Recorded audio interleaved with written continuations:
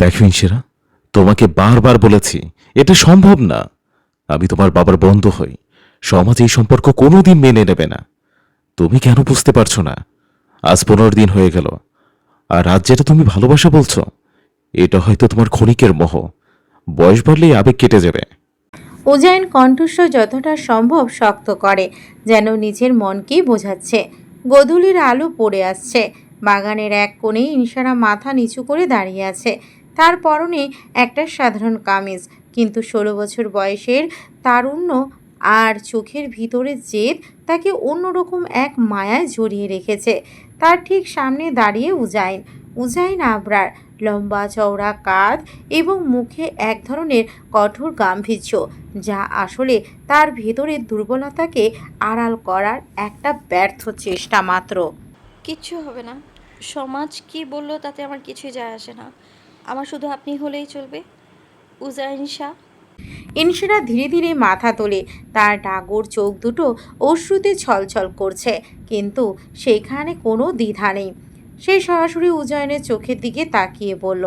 ইনসেরার এই সরল কিন্তু ধারালো স্বীকারোক্তি উজাইনের বুকে তীরের মতো বিঁধল। ইনসিরার ওই মায়াবী চোখের দিকে তাকিয়ে উজাইনের মনে হলো তার কলিজাটা যেন ছিঁড়ে যাচ্ছে। নিজের অজান্তেই তার হাত দুটো মুষ্টিবদ্ধ হয়ে গেল। তার তীব্র ইচ্ছে করছিল এই মুহূর্তে সব সামাজিক বাধা ভুলে ইনশিরাকে শক্ত করে বুকে জড়িয়ে ধরে বলতে। আমিও কোনো কিছুর পরোয়া করি না ইনশিরা। কিন্তু তার ভিতরের অপরাধবোধ, নিজের অতীত এবং বন্ধুর প্রতি দায়বদ্ধতা তাকে এক পাও এগোতে দিল না। সে নিজের উপর নিজেই লজ্জিত বোধ করল। ঠিক তখনই বাগানের নিস্তব্ধতা ভেঙে ভেসে এলো একটা কান্নার আওয়াজ। উমায়েরকে কোলে নিয়ে বাগানের দিকে হেঁটে আসছেন ইনসিরার দাদি। উমায়ের চোখ ডলতে ডলতে কাঁদছে। দাদির গলার আওয়াজ পেতেই উজাইন ও ইনসিরা দুজনেই ঝটপট নিজেদের সামলে নিল। ইনশিরা ওড়নার কোনা দিয়ে দ্রুত চোখের জল মুছে স্বাভাবিক হওয়ার চেষ্টা করল। উমায়ার চোখ ডলতে ডলতে কাঁদছিল, কিন্তু দাদির কোল থেকে ইনশিরা যখনই ওকে নিজের কোলে তুলে নিল, উমায়ারের কান্না যেন ম্যাজিকের মতো থেমে গেল। সে ইনশিরার কাঁধে মাথা রেখে ছোট্ট ছোট্ট দুটো হাত দিয়ে ইনশিরার গলা জড়িয়ে ধরল। গত 5-6 মাসে উমায়ের এই বাড়িতে এসে ইনশিরার উপর এতটাই অভ্যস্ত হয়ে গেছে যে ইনশিরার কোল মানেই তার কাছে পরম শান্তির জায়গা। দাদি উজাইনের দিকে তাকিয়ে। আরে উজাইন, তুমি এখানে? জাহির তোমাকে ড্রয়িং রুমে খুঁজছে। কি যেন জরুরি দরকার। যাও, ওর কাছে যাও। আচ্ছা আন্টি, আমি যাচ্ছি। উজাইন মাথা নেড়ে বলে।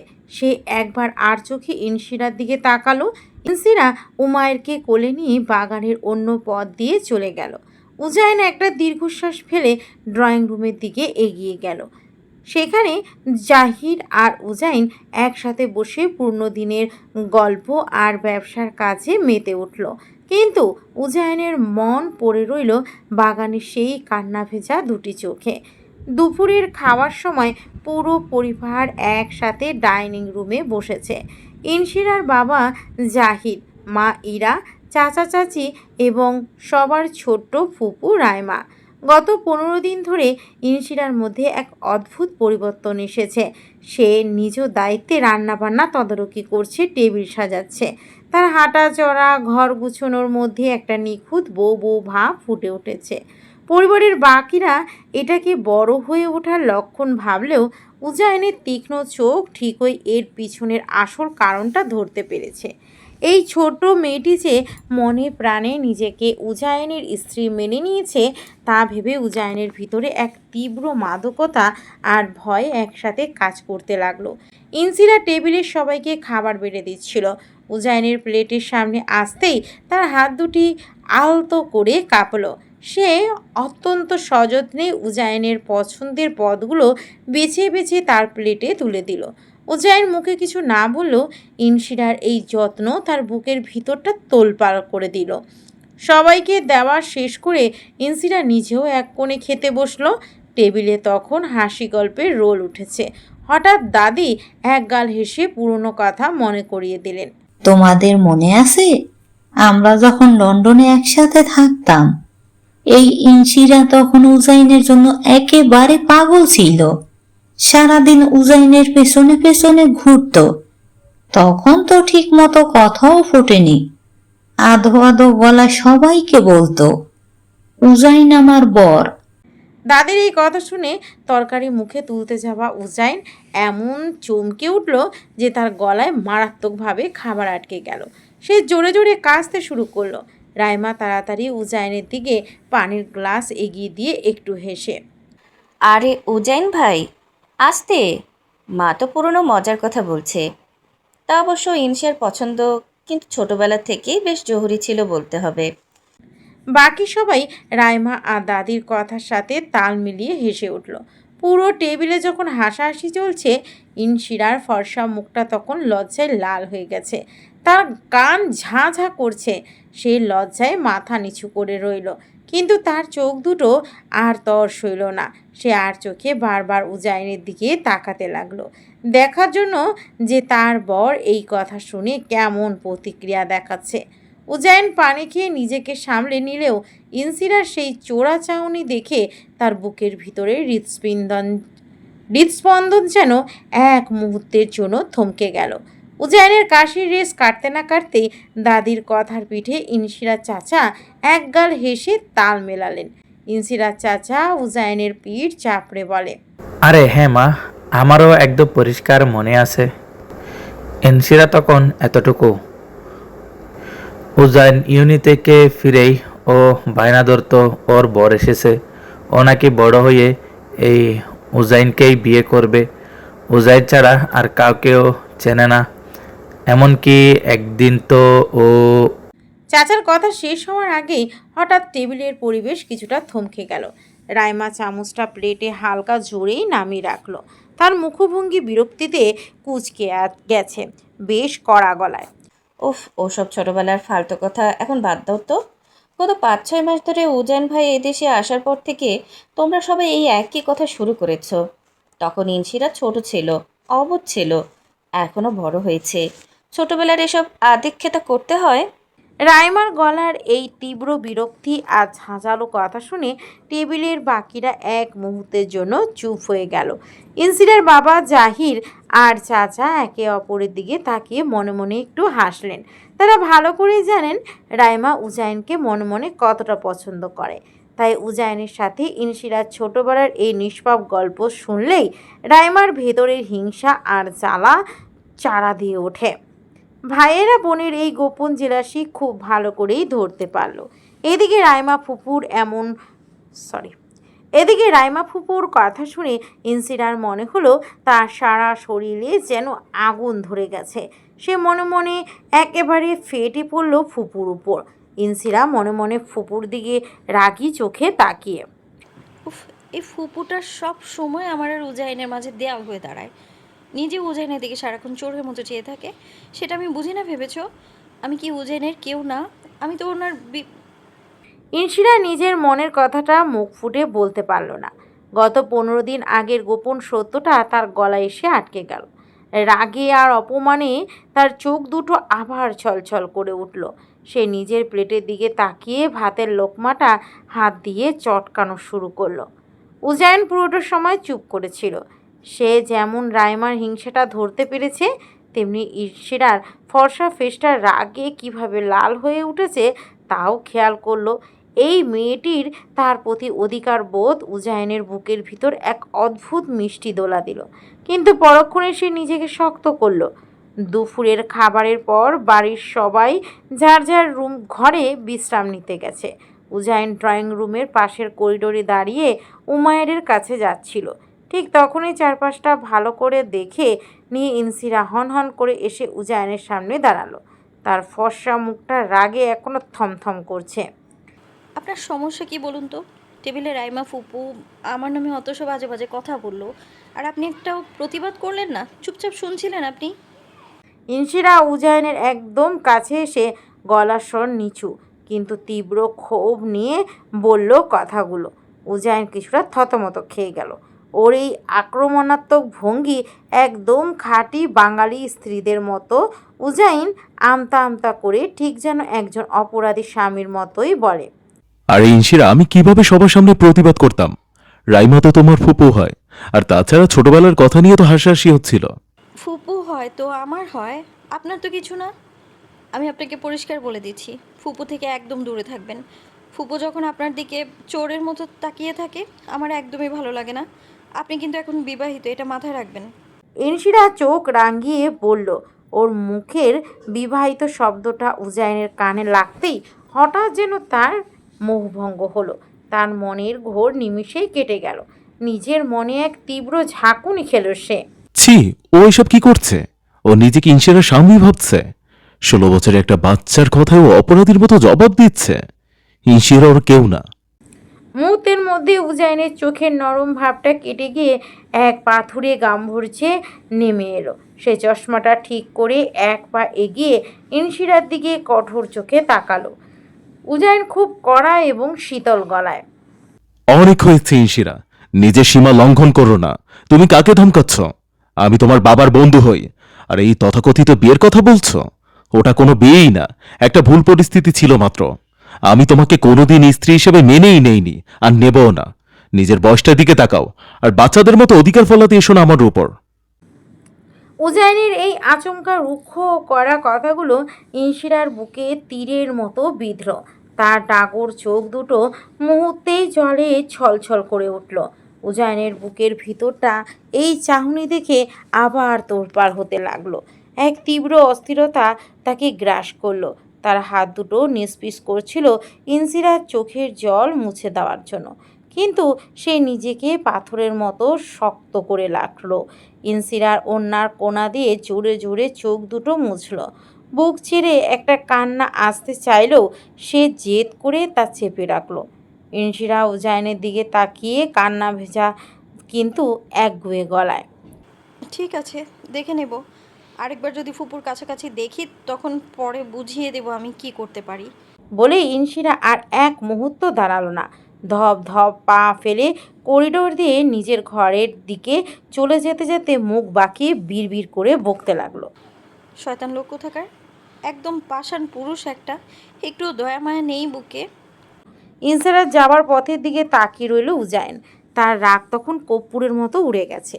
মেয়েটির এই রাগ, অভিমান আর বিড়বিড় করে গালি দেওয়ার মিষ্টি ভঙ্গি দেখে 35 বছরের গম্ভীর প্রফেসরের ঠোঁটের কোণে নিজের অজান্তেই এক চিলতে মুচকি হাসি ফুটে উঠল। সে মনে মনে ভাবল, ওই মেয়ের জেদের কাছে সে কতদিন নিজেকে আটকে রাখতে পারবে? এরই মধ্যে কেটে গেছে আরও কিছুদিন। উজাইন নিজের ঘরে বসে ল্যাপটপে ব্যস্ত। মূলত পারিবারিক ব্যবসা তদারকি করতেই সে বাংলাদেশে এসেছে। তবে একই সাথে লন্ডনের ইউনিভার্সিটির অনলাইন ক্লাসগুলো তাকে নিয়মিত নিতে হচ্ছে। আজকেও সে একটা গুরুত্বপূর্ণ ক্লাস নিচ্ছিল। উমায়ের তখন পিঠের এক কোণে বসে একা একা খেলনা গাড়ি দিয়ে খেলছিল। ঠিক তখনই কোনো রকম নক না করেই ইনসিরা ঘরে ঢুকলো। পরনে তার হালকা নীল রঙের একটা থ্রি পিস, মাথায় ওড়না পেঁচানো। জোহরের নামাজ পড়েই এখানে এসেছে। সে উজাইনের দিকে এক পলক না তাকিয়ে সরাসরি বেডের কাছে গেল এবং উমায়েরকে কোলে তুলে নিয়ে দরজার দিকে হাঁটা দিল। উজাইন কিছুটা অপ্রস্তুত হয়ে তড়িঘড়ি করে ল্যাপটপের মাইক্রোফোনটা মিউট করলো। এই যে, অনুমতি ছাড়া ঘরে ঢুকে ওকে কোথায় নিয়ে যাচ্ছ? উজাইন ভ্রু কুচকে চাপা গলায় বলে। ইনসিরা দরজার কাছে গিয়ে থামলো। তারপর উজাইনের দিকে ঘুরে দাঁড়িয়ে ঘাড় তেরা করে একগাল হেসে বলল, ও শুধু আপনার একার না, উমায়ের। উমায়ের এখন আমারও।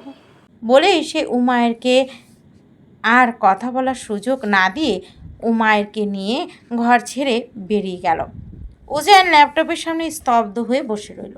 16 বছরের একটা মেয়ের এই রাজকীয় ভাব আর আত্মবিশ্বাস দেখে সব পুরোপুরি থতমত খেয়ে গেল।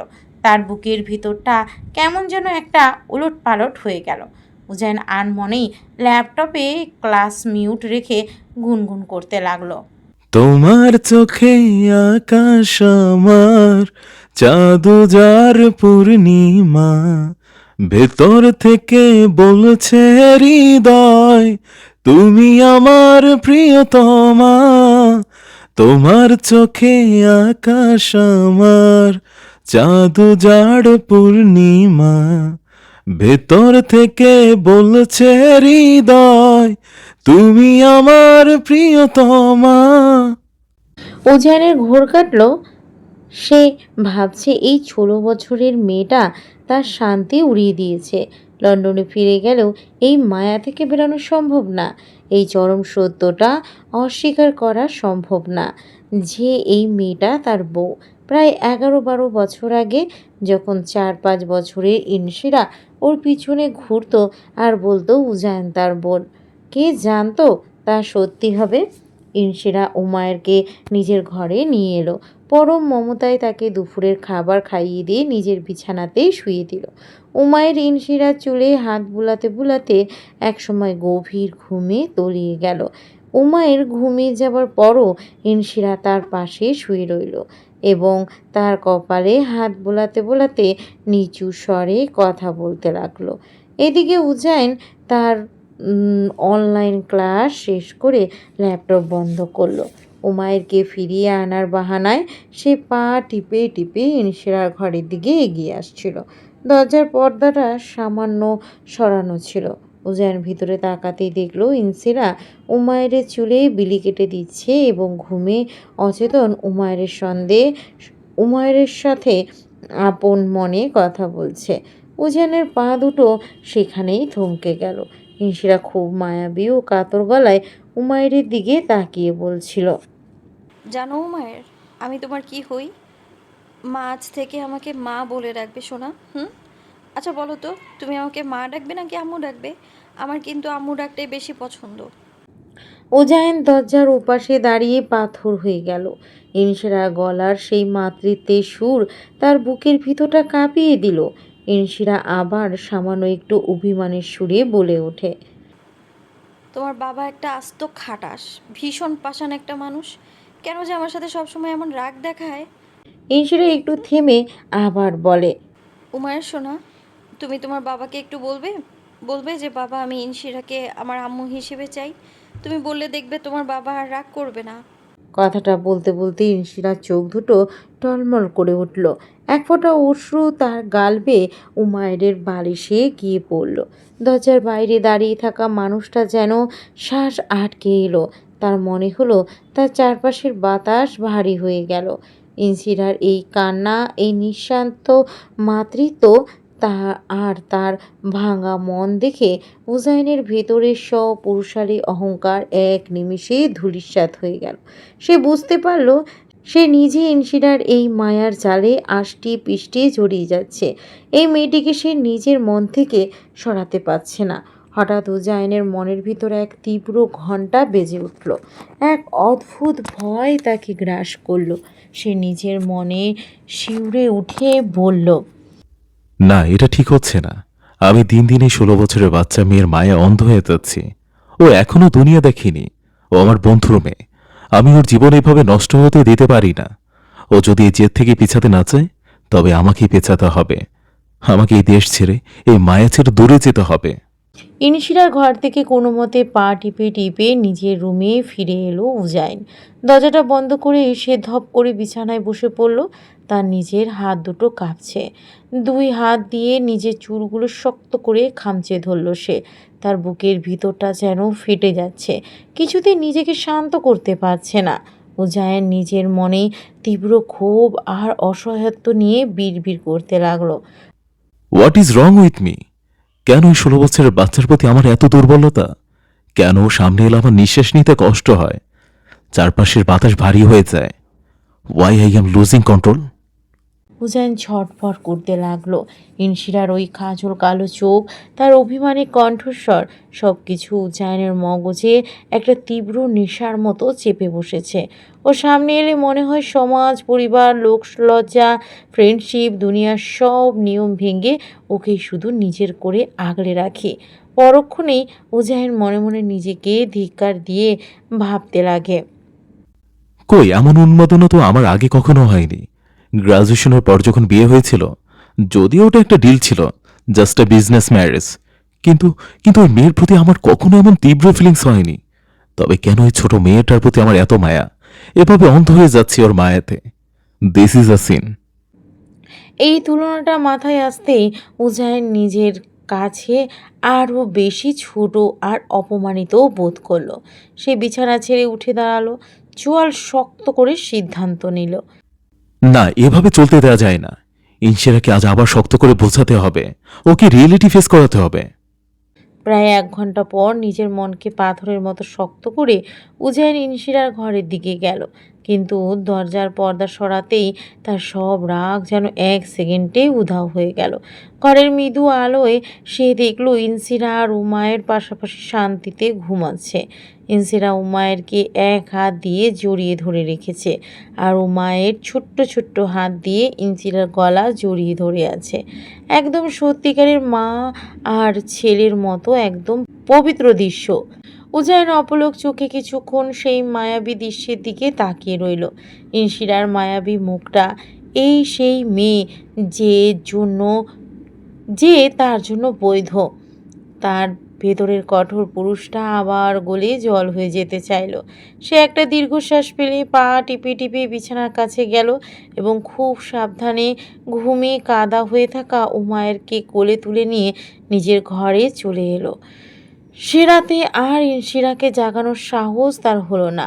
পরদিন সকাল, ইনশিরা আজ একটা লাল পাড় সাদা সুতির শাড়ি পরেছে, চুলগুলো সুন্দর করে খোপা করা, কপালে একটা ছোট্ট কালো টিপ। 16 বছর বয়স হলেও ইনশিরা জন্মগতভাবে বেশ লম্বা এবং তার শারীরিক গঠনে, চলাফেরা, আচার আচরণে একটা ম্যাচুরিটি ভাব আছে। আর শাড়ি পরায় তাকে দেখতে যেন একদম এক অনিন্দ সুন্দরী পরিপূর্ণ নারী লাগছে। কোনোভাবে কালকে সেই ছোট্ট ইনশিরা মনে হচ্ছে না। ইনশিরা ড্রয়িং রুম পেরিয়ে মায়ের ঘরের দিকে যাচ্ছিল। ঠিক তখনই উজাইন তার ঘর থেকে বের হলো। করিডোরের বাঁকে দুজনে প্রায় মুখোমুখি। ইনশিরার শাড়ির আঁচল উজাইনের শার্টের হাতা ছুঁয়ে গেল। প্রায় ধাক্কা লাগার মতো অবস্থা তাদের। উজাইন প্রথমে বেশ রাগী চোখে তাকানোর জন্য মাথা তুলেছিল, কিন্তু ইনশিরাকে এই রূপে দেখেই সে একদম স্তম্ভিত হয়ে গেল। তার মুখের কথা গলায় আটকে গেল। উজাইনের চোখ যেন ইনশিরার উপরে আঠা দিয়ে আটকে গেছে। তার মনে হলো আবার তার বুকের ভিতরটা তোলপাড় শুরু হয়েছে, আবার তার শ্বাস নিতে তীব্র কষ্ট হচ্ছে। তার চোখে মেয়েটি এত সুন্দর কেন? ইনশিরা উজাইনের এই স্তব্ধ চাহনি দেখে মনে মনে খুব লজ্জা পেল। সে গত 15 দিনে উজাইনের চোখের ভাষা পড়তে শিখে গেছে। সে বুঝতে পারল উজাইনের মনে কী ঝড় তুলেছে। সে মুখ নিচু করে আলতো হাসল।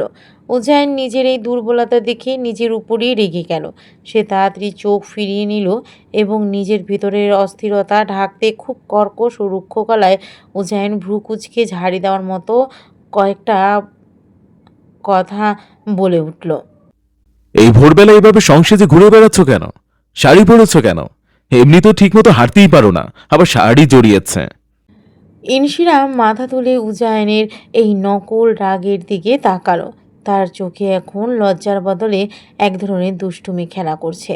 ইনশিরা খুব শান্ত গলায়, কলেজে যাব। উজাইন খিটখিটে গলায়, কলেজে কি মানুষ শাড়ি পরে যায়? Why are you wearing this sari?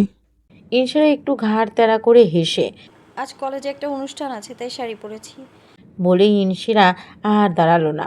উজাইনের মুখের উপর একটা মিষ্টি চোরা চাহনি ছুঁড়ে দিয়ে দুলকি চালে হেঁটে মায়ের ঘরের দিকে চলে গেল। আর উজাইন করিডোরে দাঁড়িয়ে পকেটে হাত গুজে নিজের জোরে জোরে চলা শ্বাস সামলানোর চেষ্টা করতে লাগলো। সে বুঝতে পারল এই মেয়েটি দিন দিন তার জন্য আরও বেশি বিপজ্জনক হয়ে উঠছে। কিন্তু হঠাৎ করেই ওর আবার খেয়াল হলো কলেজে তো ছেলেও আছে অনেক। না, ইনশিরাকে শাড়ি পরা অবস্থায় অন্য কেউ দেখবে? তার বউকে? না, সম্ভব না।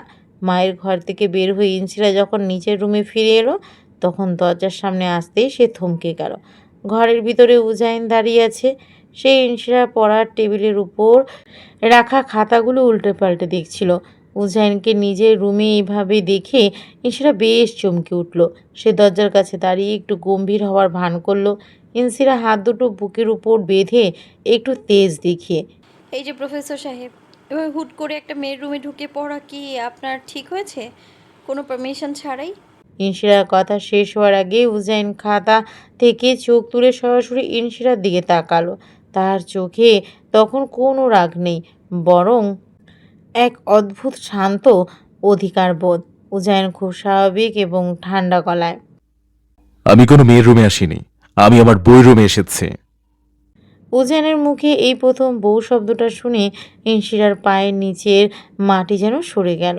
সে চোখ বড় বড় করে স্তব্ধ হয়ে দাঁড়িয়ে রইল। তার বুকের ভিতর হৃদস্পন্দন যেন এক লাফে দ্বিগুণ হয়ে গেছে। ইনশিরা তোতলামি করে অবিশ্বাস ভরা চোখে, কি কি বললেন আপনি? উজাইন টেবিলে খাতাটা রেখে ইনশিরার দিকে এক পা এগিয়ে এসে, যা শুনেছ একদম ঠিকই শুনেছ। এখন বেশি কথা না বাড়িয়ে শাড়িটা খুলে সোজা পড়তে বসো। আজ তোমাকে কোনো কলেজ বা অনুষ্ঠানে যেতে হবে না। It's a order.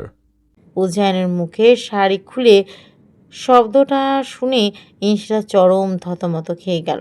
16 বছরের নিষ্পাপ মনে একটা অদ্ভুত লজ্জা আর দ্বিধা ভর করল। তার ফর্সা কান দুটো মুহূর্তেই লাল হয়ে উঠল। ইনশিরা আমতা আমতা করে শাড়ি শক্ত করে চেপে ধরে।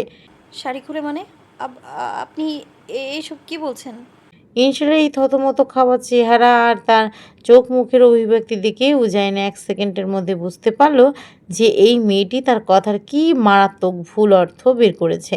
সে নিজের কপালে হাত দিয়ে একটা দীর্ঘশ্বাস ফেল।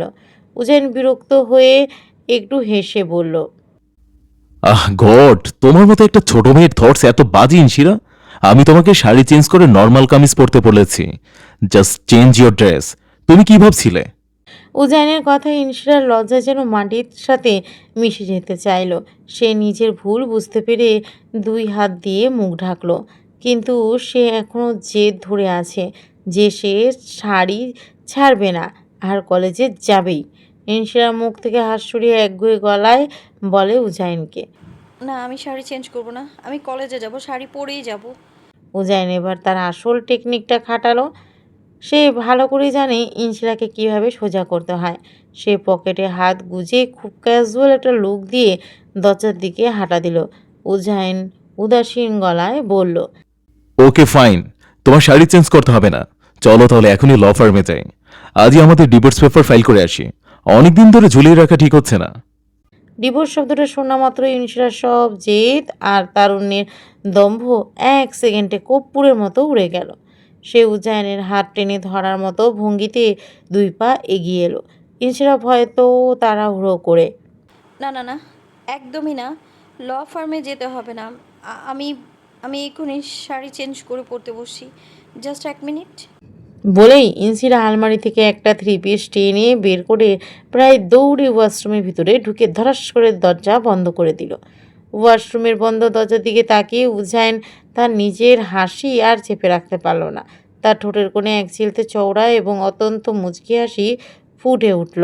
সে মনে মনে ভাবল, মেয়েটা মুখে যতই অধিকার ফলাক না কেন, ডিভোর্সের ভয় দেখালে একদমই সোজা।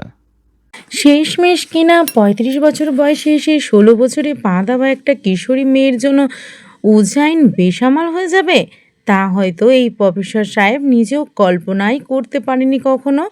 কেন এমন হয় তার? আজ যখন ইনসিরাকে শাড়িতে দেখলো, কেন তার বুকের ভিতর সব উলটপালট হয়ে গেল? কেন মনে হচ্ছিল যে দম আটকে এক্ষুনি হয়তো মরণ ঘটবে তার? উজাইন নিজের বেসামাল অবস্থা নিয়ে মনে মনে ডুবে গেল। মন আর মস্তিষ্কের দ্বিধাদ্বন্দ্বে নিজেকে নিজেই বুঝাতে লাগলো। কিন্তু তার স্নায়ুকোষ যেন অবশ হয়ে উঠছে। সে যেন নিজের মনের কাছেই হেরে গেছে। What I am doing? কেন সামনে এলে আমি নিজের উপর কন্ট্রোল হারিয়ে ফেলি? ওই মেয়ে তো ইসলামিকভাবে আইনগতভাবে সম্পূর্ণ আমার জন্য বৈধ। তবু কেন আমাদের মাঝে সমাজ? আমি চাইলে ওকে নিজের করে বুকে টেনে নিতে পারি না। আমার প্রিয়তমা, তুমি আমার হয়েও আমার না। কথাগুলো বলে সে বারান্দায় গেল। উজাইনের চোখ দুটো আবেগে আর আক্ষেপে বুঝে এলো। সে একটা দীর্ঘশ্বাস ফেলে শূন্য আকাশের দিকে তাকিয়ে অতীতের কথা ভাবতে শুরু করলো। হ্যাঁ, ইনশিরা তো আগেও এমনই করতো যখন তার বয়স 5 বছর ছিল। আজ থেকে প্রায় 10 থেকে 11 বছর আগের কথা। লন্ডনের এক কনকনে শীতের বিকেল। বাইরে তখন একদম হালকা তুষার পড়ছে। ইনশিরা তার বাবার হাত ধরে ফুটপাত দিয়ে হাঁটছিল। পরনে তার একটা ছোট্ট গোলাপি পশমি এই কোট আর পায়ে কিউট বুট জুতো। ঠিক তখনই রাস্তার ওপাশ থেকে উজায়ন, পরনে একটা ওভারকোট কালো রঙের, তার বয়স তখন 25 হবে, একদম হ্যান্ডসাম লুকে ওদের দিকেই হেঁটে আসছিল। সে অফিস যাবে বলে বেরিয়েছিল, কিন্তু ওদের দিকে এদিকেই চলে আসছে। দূর থেকে উজায়নকে দেখা মাত্র খুশিতে আত্মহারা হয়ে জাহিরের হাত এক ঝটকায় ছেড়ে দিল। সে উজায়নের দিকে লক্ষ্য করে উদয়ন, বলে ছোট ছোট পায়ে তীব্র গতিতে ছুটে যেতে লাগলো। কিন্তু বরফে ঢাকা পিচ্ছিল ফুটপাতে নিয়ন্ত্রণ হারিয়ে হুট করে ইনসিরা রাস্তায় আছাড় খেয়ে পড়ে গেল। রাস্তায় শক্ত ঘষার কারণে তার ছোট্ট 2 হাতের তালু আর হাঁটু ছিলে গিয়ে চামড়া উঠে যায়। জাহির আর উজাইন দুজনেই আতঙ্কে ইনশিরা, বলে চিৎকার করে ওর দিকে ছুটে এলো। জাহির মেয়েকে তোলার জন্য হাত বাড়ায়, কিন্তু ইনশিরা নিজের বাবাকে পাত্তাই দিল না। সে 2 হাত বাড়িয়ে সরাসরি উজাইনের দিকে তাকালো এবং এক লাফে উজাইনের কোলের উপর উঠে গেল। উজাইন ওকে বুকে জড়িয়ে ধরতেই ইনশিরা তার ডাগর চোখে দুটো জলে টলমল করে ঠোঁট ফুলিয়ে ডুকরিয়ে কান্না শুরু করে দিল। জাহির মেয়ের এই কাণ্ড দেখে নিজের কপালে হাত দিয়ে মুচকি এসে উঠে উজাইনের দিকে তাকিয়ে ঠাট্টা করে বলে, বাহ, কাণ্ডটা দেখ উজাইন, মেয়ে তো আমার নিজের বাবাকে 1 সেকেন্ডেই ভুলে গেল বরকে পেয়ে। আমার হাতের দিকে তো ফিরেও তাকালো না। উজাইন জাহিরের রসিকতায় কোনো জবাব দিল না। সে খুব আলতো করে ইনশিরার গাল বেয়ে পড়া চোখের জল নিজের আঙ্গুল দিয়ে মুছে দিল। তার চোখে তখন এক আকাশ মায়া। উজাইন ইনশিরার চুলে হাত বুলিয়ে খুব আদুরে গলায় বলে, কাঁদে না আমার লিটল বার্ড, একদমই কাঁদতে নেই। তুমি এভাবে দৌড়াতে গেলে কেন বলো তো? চোট লাগলো তো এখন? ইনশিরা উজাইনের শার্টের কলারটা খামচে ধরে, আধো আধো ও কণ্ঠে ফুপিয়ে কেঁদে বলল, উদয়ন, আমার উদয়ন, আমার আমার খুব ব্যথা ব্যথা হতে। উজাইন ইনশিরার চোখ জোড়া আবারও মুছে দিল এবং ওর ছিলে যাওয়া হাতের তালুতে পরম মমতায় ফু দিতে লাগলো। এই তো দেখো, ফু দিয়ে দিচ্ছি। এখন সব ব্যথা ম্যাজিকের মতো কমে যাবে শোনা, আর কাঁদে না। উজাইনের এই মিষ্টি আদর পেয়ে ইনশিরা কান্না হালকা কিছুটা থামিয়ে এক ঝটকায় উজাইনের গলা জড়িয়ে ধরল এবং ওর ঘাড়ের কাছে নিজের ছোট্ট মুখটা গুজে দিয়ে আবার ফুপিয়ে কাঁদতে লাগলো। Do you love me? Yes. ইনসিরার চুলে চুমু দিয়ে বলে উজাইন। প্রতিদিন 6-7 বার করে একই প্রশ্ন করে ইনশিরা তার বরকে। মেয়ের এই পাগলামি দেখে জাহির আবার হেসে উঠল আর উজাইনের উদ্দেশ্যে বলে ওঠে, উজাইন রে, এমন জামাই তো কোনোভাবেই হাতছাড়া করা যাবে না। জামাইয়ের আদর পেয়েই মেয়ের কান্না অর্ধেক গায়েব। উজাইন জাহিরের দিকে তাকিয়ে চোখ রাঙিয়ে চাপা গলায় বলে, তুই একদম চুপ করতো জাহির, বেহের মতো হাসছিস কেন? দেখছিস না আমার লিটল বার্ড কতটা কষ্ট পেয়েছে? উজাইন আলতো করে ইনসিরার ছোট্ট মুখটা আলতো করে উঁচিয়ে ধরল। ওর চোখের দিকে তাকিয়ে মিষ্টি করে হেসে বলল, এখন লক্ষ্মী মেয়ের মতো বাবার সাথে বাসায় যাও। আমি কাজ শেষ করে একটু পরে তোমাকে দেখতে আসবো, কেমন? কিন্তু ইনশিরা মানল না। সে উজাইনের গলা আরো শক্ত করে জড়িয়ে ধরে জেদি গলায় বলে, না, আমালে আমালে তোমার তোমার সাথে নিয়ে দাও। উজাইন বেশ অবাক হয়, হেসে ফেলে জাহিরের দিকে একবার তাকিয়ে বলে, তোমা তা কি করে হয় শোনা? আমি তোমার সাথে গেলে তো রাতে আম্মু আব্বুকে ছাড়া একা একা খুব কান্না করবে। না, আমি তো তার না তবো না, আমি তোমার সাথে যাবো। ইনশিরা মাথা নাড়ে, অনড় জেদ নিয়ে বলল।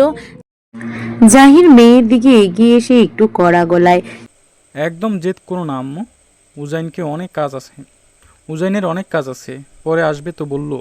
ইনশিরা এবার নিজের বাবার দিকে ঘুরে দাঁড়িয়ে কোমরে ছোট হাত রেখে এক চরম লজিক্যাল আর নিষ্পাপ যুক্তি দিয়ে বলল, কেন কাঁদতে হবে?